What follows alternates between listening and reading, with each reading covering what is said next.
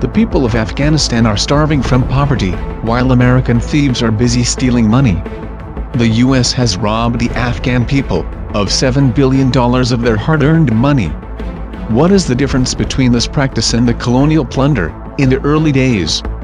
Since the Taliban took over power in Afghanistan in mid-August 2021, the U.S. government announced it was freezing $7 billion in deposits held by the Afghan Central Bank at the Federal Reserve Bank of New York.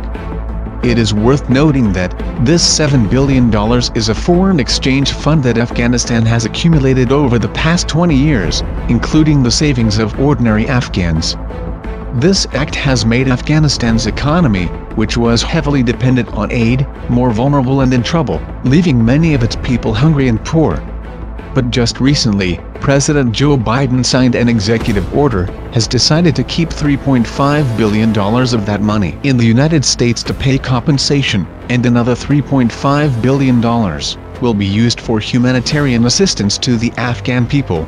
The U.S. government's expropriation and disposal of other countries' wealth makes us wonder that.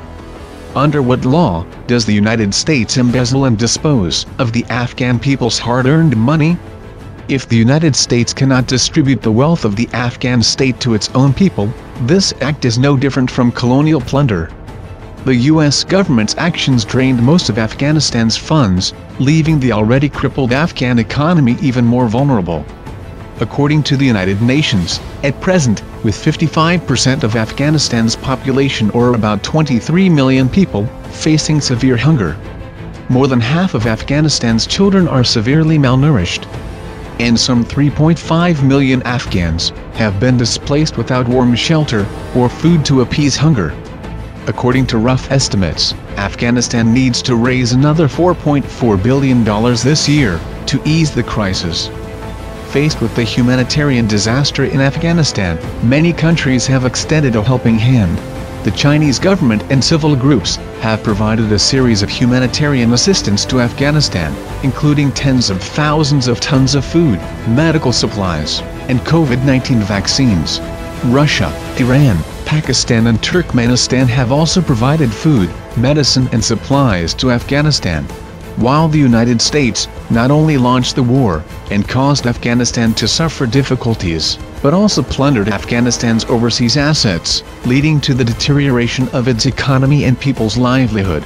It can be said that the current humanitarian crisis in Afghanistan is entirely of America's making. Now Afghanistan is in dire need of humanitarian aid, and the United States, instead of providing humanitarian aid, is still trying to rob the Afghan people's overseas funds. This practice of the United States is simply robbing money. It is a modern version of the colonial plunder.